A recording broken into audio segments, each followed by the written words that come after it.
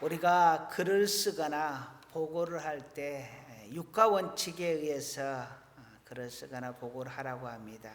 누가, 언제, 어디서, 무엇을, 어떻게. 마지막이 뭐죠? 왜? Why? 왜?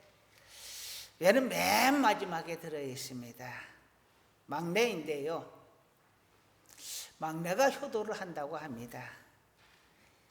그런데 어떤 글을 쓰거나 어떤 보고를 하거나 이 왜라는 것이 매우 중요한 역할을 합니다. 이 why라는 단어가, 이 왜라는 단어가 무슨 역할을 하느냐? 이유를 설명을 해줍니다. 목적을 설명을 해줍니다. 어떤 변명을 해주고 있습니다. 또 한편으로는 정당성을 내세워주고 있습니다. 그래서 맨 끝에 있는 이 why라는 단어, 이 왜라는 단어가 매우 중요하다 하는 것입니다.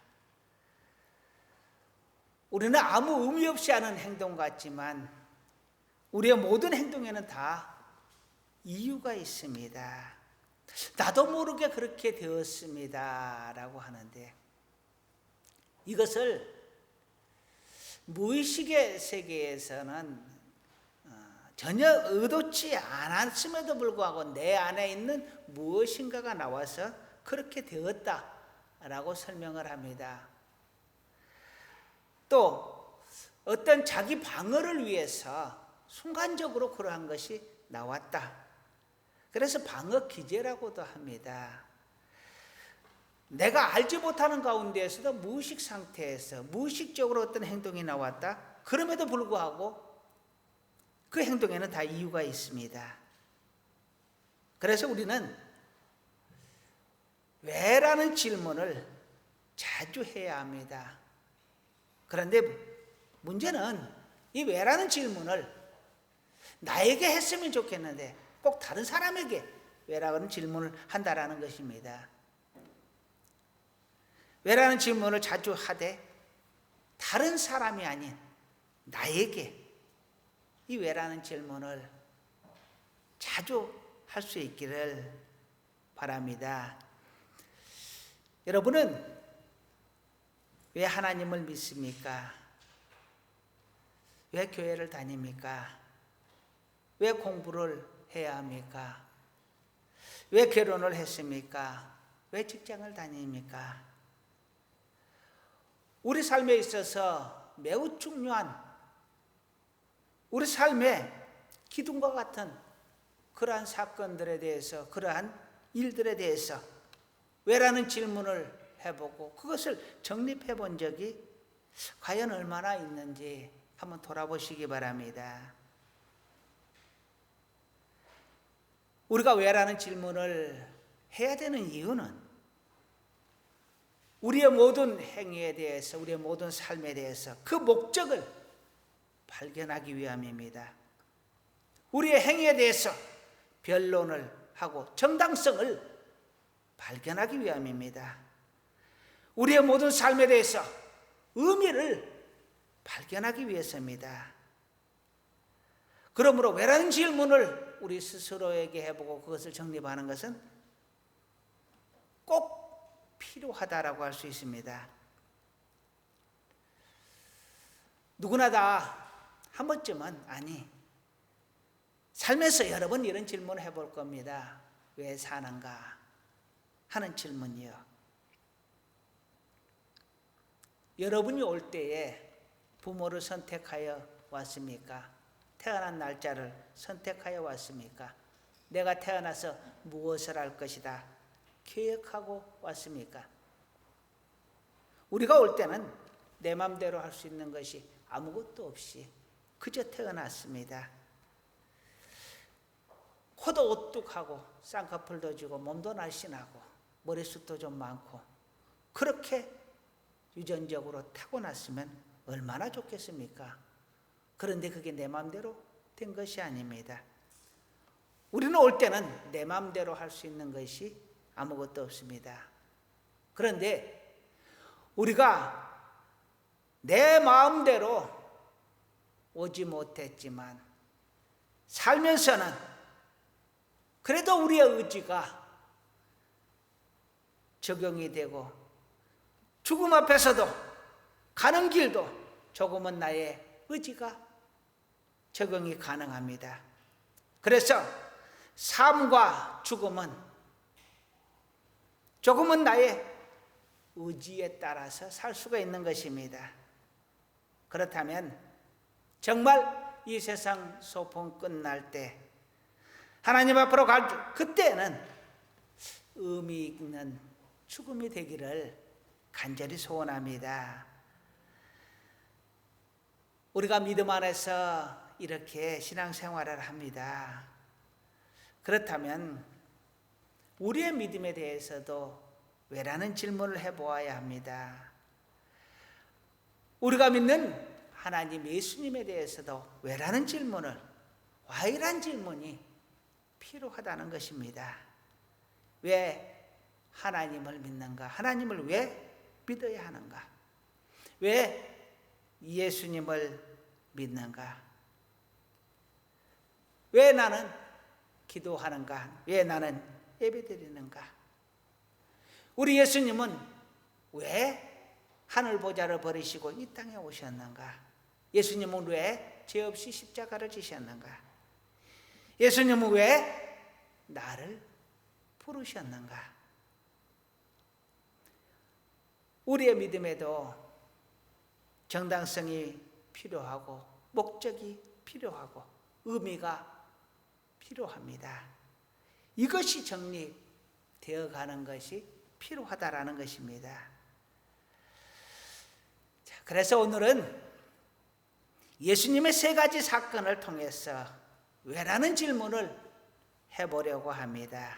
그리고 우리 스스로 거기에 답해보면서 하나님의 뜻이 어디에 있고 우리의 길, 우리의 도가 어디에 있는지 함께 생각을 해보려고 합니다.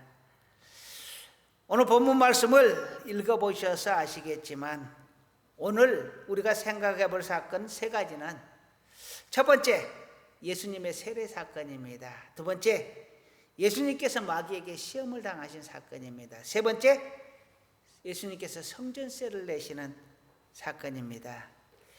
이 세 가지를 통하여서 왜라는 질문을 해보려고 합니다.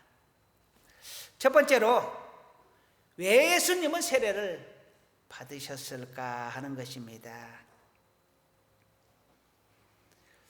예수님은 요단강에서 세례 요한에게 세례를 받습니다. 그때에 세례 요한은 예수님에게 이렇게 말합니다. 내가 당신에게 세례를 받아야 할 터인데 당신이 내게 세례를 받으러 오셨습니까? 라고 이야기를 합니다. 그러자 예수님께서 세례 요한에게 15절 말씀에 답변을 합니다. 자, 3장 15절 말씀, 제가 예수님의 말씀을 봉독에 올릴게요. 이제 허락하라. 우리가 이와 같이 하여 모든 의를 이루는 것이 합당하니라 하시니 이에 요한이 허락하는지라. 모든 의를 이루기 위하여 내가 세례를 받아야 한다. 받는 것이 마땅하다라는 것입니다. 세례란 것은요, 여러분이 잘 아시는 것처럼 죄를 씻고 하나님과 연합하는 믿음의 의식입니다. 그런데 예수님은 하나님의 아들이요, 죄 없는 자였습니다. 의로운 자였습니다. 그러니 세례가 따로 필요가 없으시죠.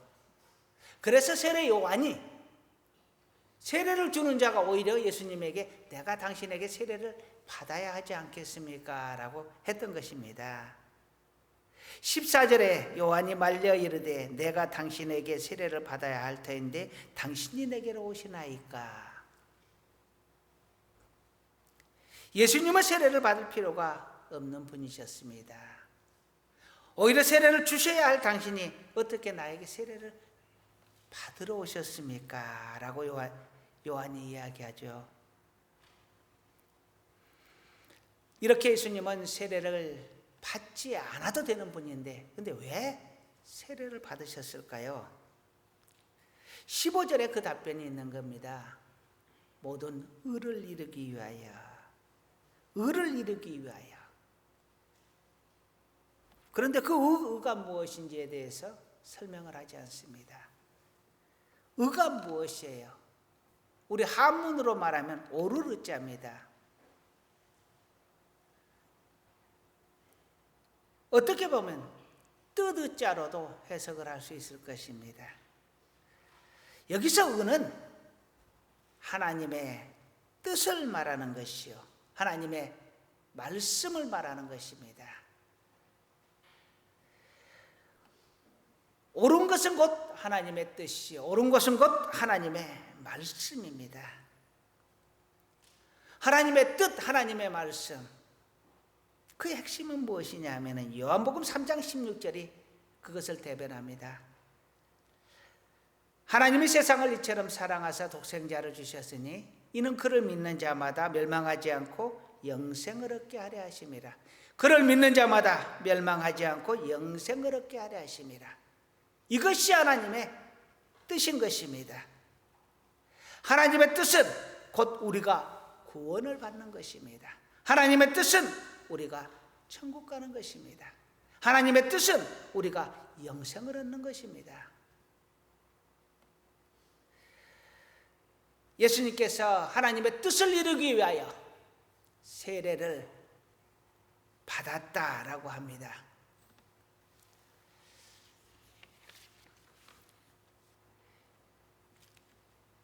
그런데 예수님께서 하나님의 뜻을 위하여, 하나님의 말씀을 이루기 위하여,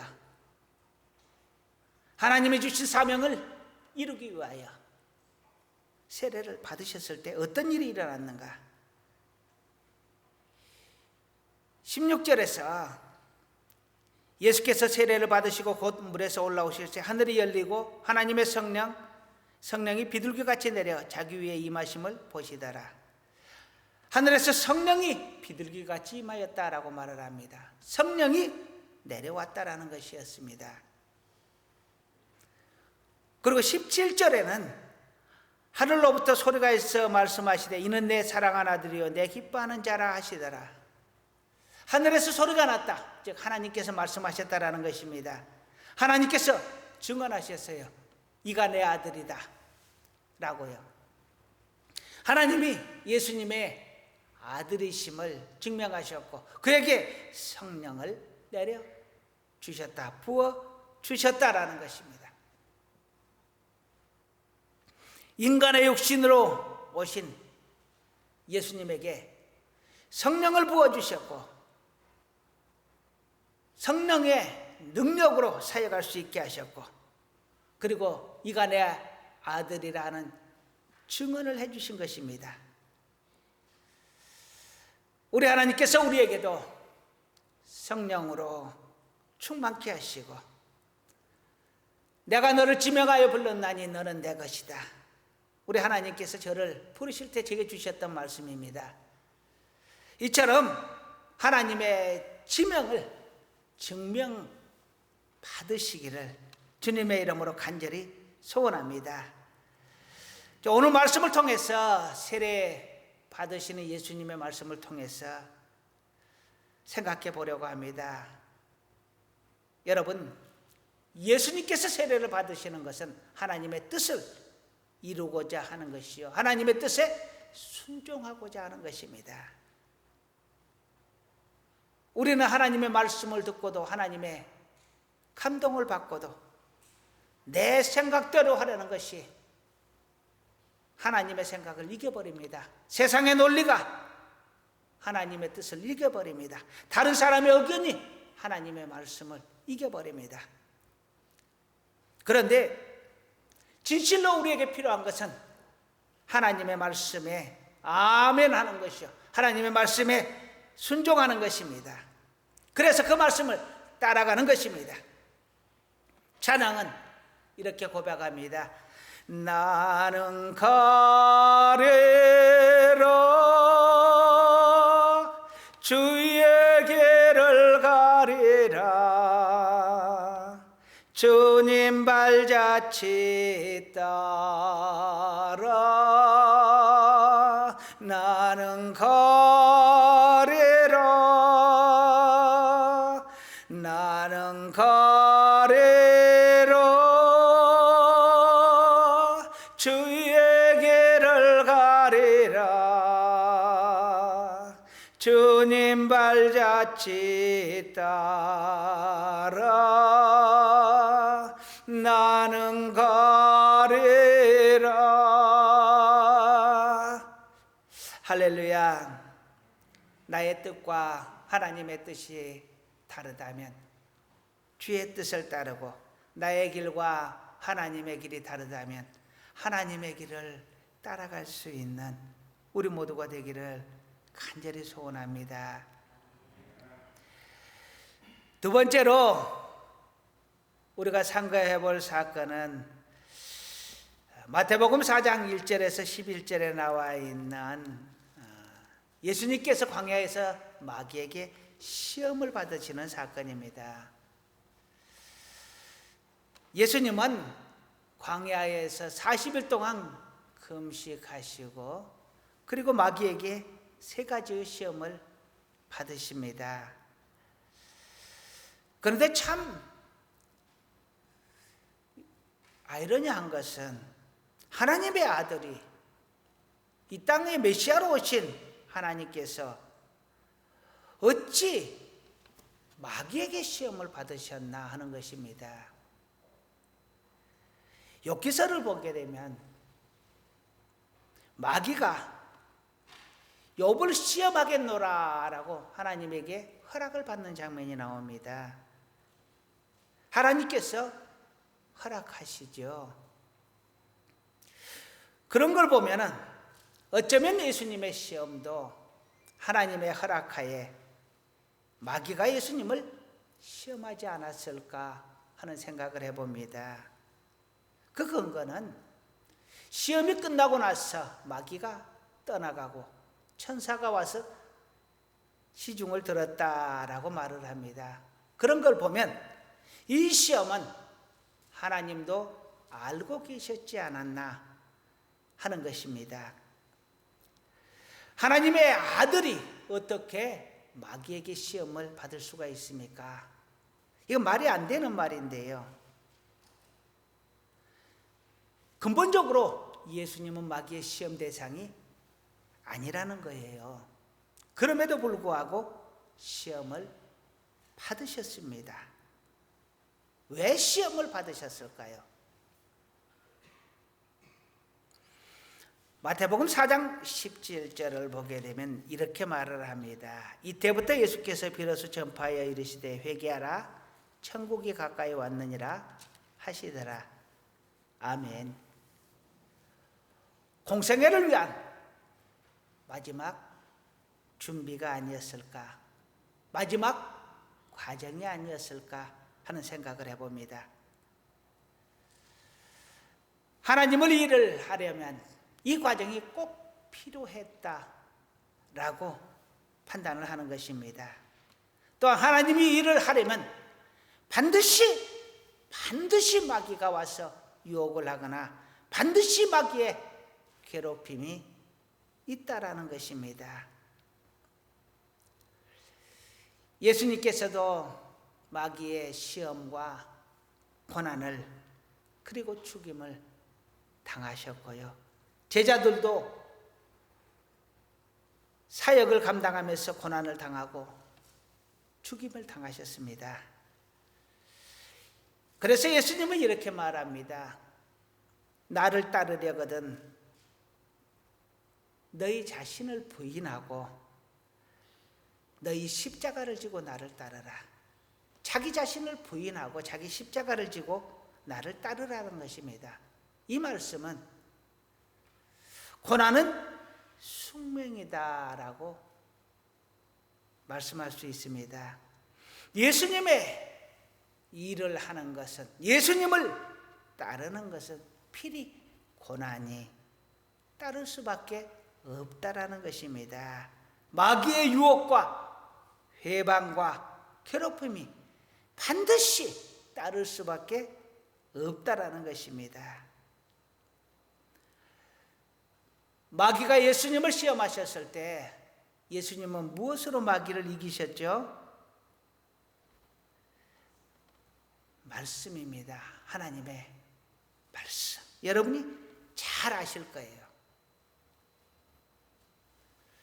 그래서 우리가 하나님의 사역을 하면서 이 닥쳐지는 유혹과 해방과 이 괴롭힘을 무엇으로 이겨야 하느냐? 예수님처럼 말씀으로 이겨야 합니다. 말씀만이 우리에게 힘이 되고 칼이 되고 능력이 되는 것입니다. 하나님의 말씀을 그래서 힘써 알라, 여호와를 힘써 알라라고 말을 합니다. 호세아 선지자의 말씀입니다. 힘써 배우자라고 합니다. 그리고 들으라 말씀합니다. 하나님의 말씀, 하나님을 들으라. 이것을 원어로는 쉐마라고 하는데요. 들으라. 그 말씀이 하나님이다. 그 말씀이 내게 능력이다. 그러니 하나님의 말씀을 힘써 배우고 하나님의 말씀을 듣기 위해 애써야 한다라는 것입니다. 이렇게 예수님께서 마귀에게 시험을 받으시고 마귀의 시험을 말씀으로 이기신 후에 어떠한 일이 일어났는가? 오늘 11절의 말씀, 마태복음 4장 11절의 말씀을 보시겠습니다. 이에 마귀는 예수를 떠나고 천사들이 나와 수종드니라. 마귀는 떠나고 천사들이 나와 수종드니라.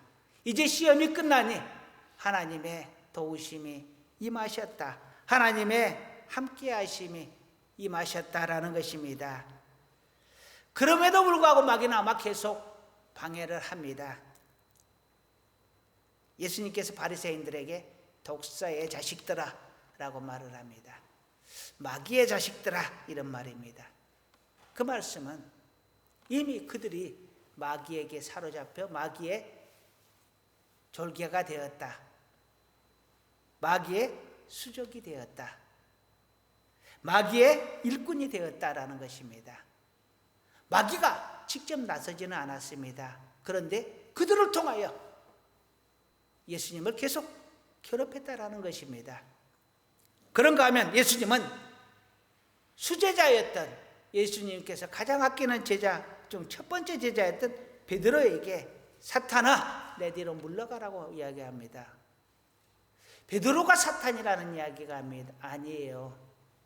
베드로 안에서 역사하는 사단을 꾸짖으신 것입니다.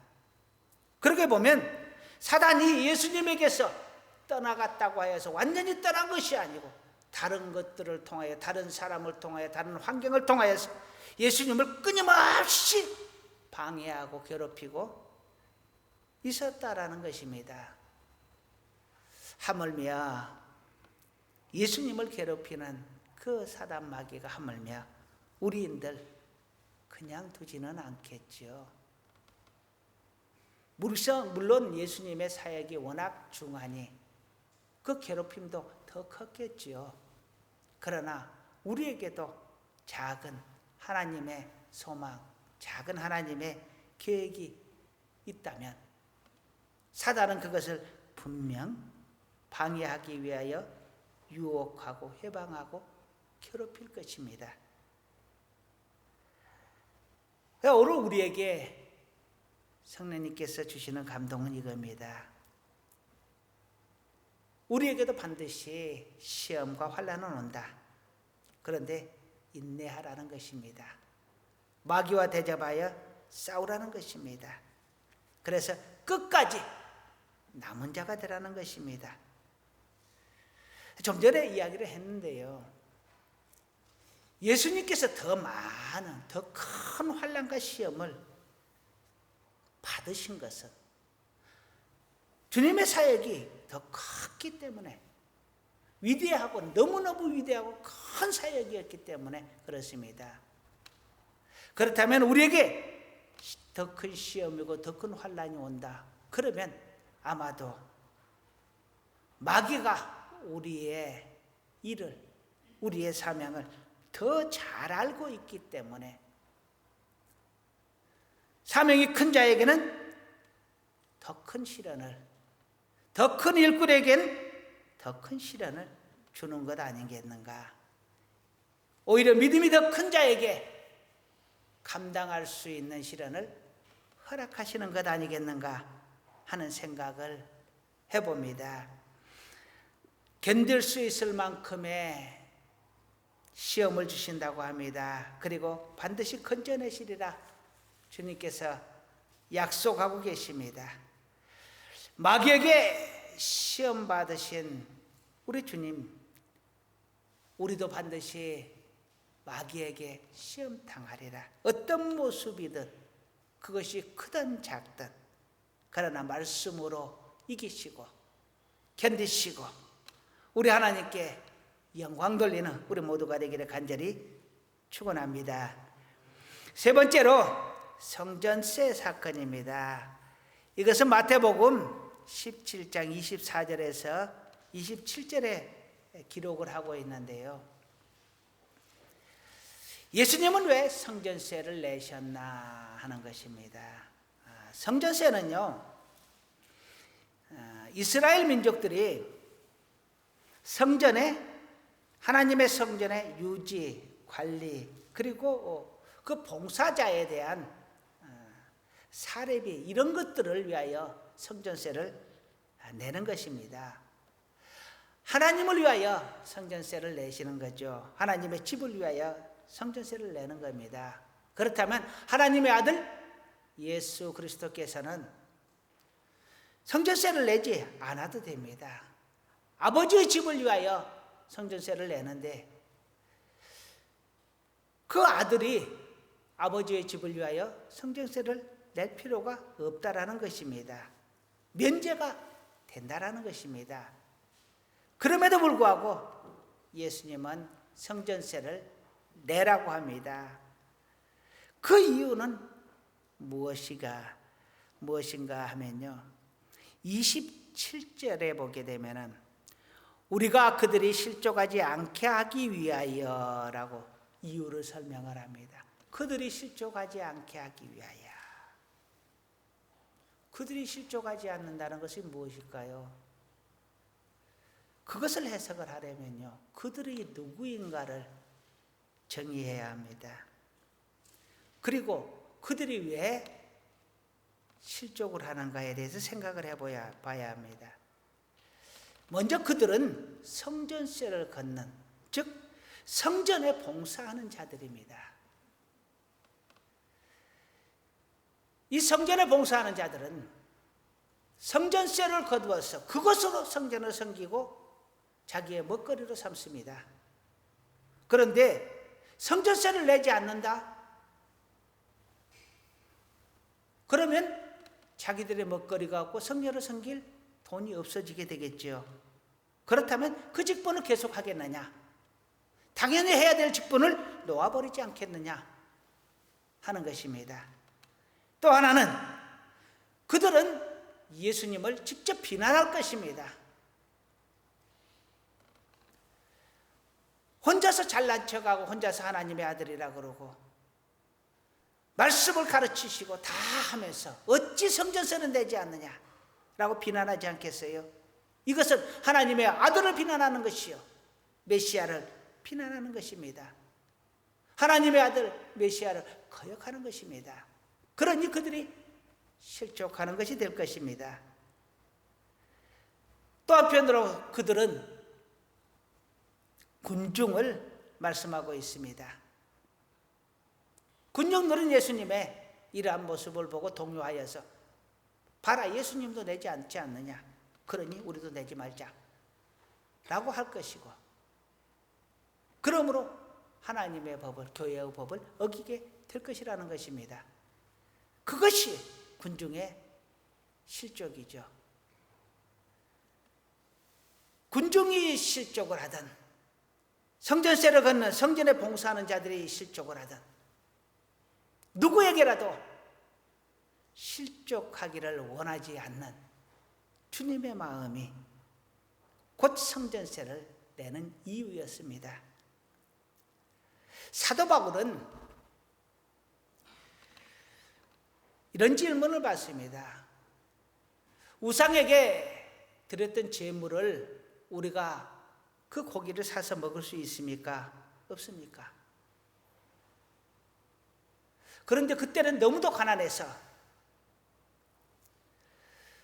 우상에 드렸던, 제물로 드렸던 고기가 나오게 되는데 그 고기는 아주 값이 쌌고 그냥 도축해서 잡은 고기는 아주 값이 비쌌습니다. 그러니 일반 서민들은 비싼 고기를 사 먹지 못하고 제물로 드렸다가 다시 나온 그 고기를 사 먹었던 것입니다. 돈은 없고 고기는 먹어야 되겠고 어떻게 해야 되는 겁니까? 하고 질문을 했습니다. 사도 바울은 말합니다. 모든 식물은 하나님께서 주신 것이다. 하나님 앞에 감사하고 먹으면 문제가 없다. 그런데 왠지 제물에게 드렸던 것이 먹는 것이 기름직하고 마음에 걸림이 들면 먹지 말아라. 나는 먹는 것이 가하다. 먹는 것이 가능하다. 그런데 만일 내가 이것을 먹음으로 해서 다른 사람이 실족하게 된다 그러면 나는 영원히 고기를 먹지 않겠다라고 했습니다. 먹는 것이 가능하다. 그렇지만 그 누군가가 나로 인하여 실족한다면 먹지 않겠다라고 말을 하죠. 예수님은 나는 내지 않아도 된다.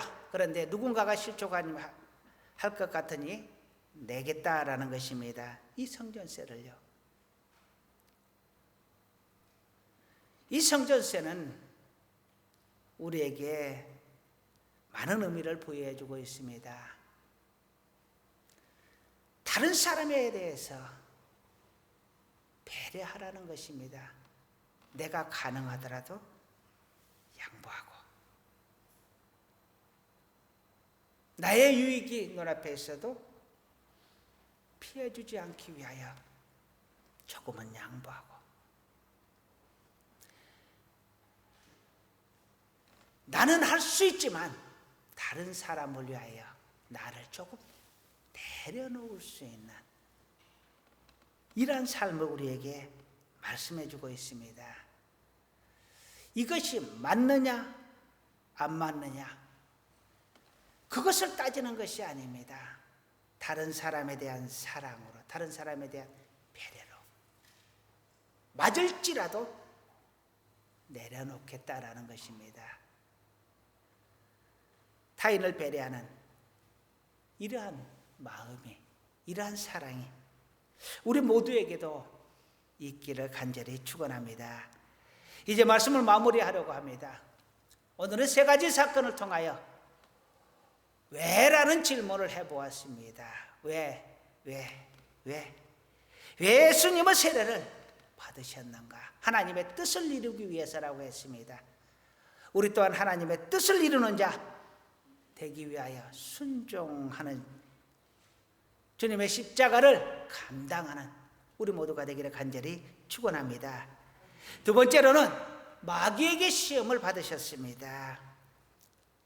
주님은 이 시험을 통하여 하나님의 말씀으로 이김을 우리에게 보여주셨고 끝까지 인내하고 끝까지 싸우시기를 우리에게 요청하셨습니다. 마귀와 싸움은 포기하지 않으면, 끝까지 싸우면 마귀가 도망간다라고 했습니다. 끝까지 예수님께서 마귀와 대적하였을 때 마귀는 떠나가고 천사가 와서 수종 들었다라는 것입니다. 하나님의 은혜가, 하나님의 능력이 우리에게 함께하기를 간절히 축원합니다. 마지막으로 성전세를 예수님은 내셨는데요, 타인을 위한 배려, 실족하지 않게 하려는 그 사랑의 배려였습니다. 우리도 또한 사랑하며 배려하며 나는 싫어하는데 주님이 사랑하시니, 주님이 사랑하라 하시니 사랑하겠습니다. 나는 용서할 수 없겠는데 하나님이 용서하라 하시니, 하나님이 용서하시니 나도 용서하겠습니다. 우리 주님의 발자취를 조금이라도 따라가 보려고 애쓰고 애쓰는 우리 모두가 되기를 간절히 축원합니다. 기도하시겠습니다.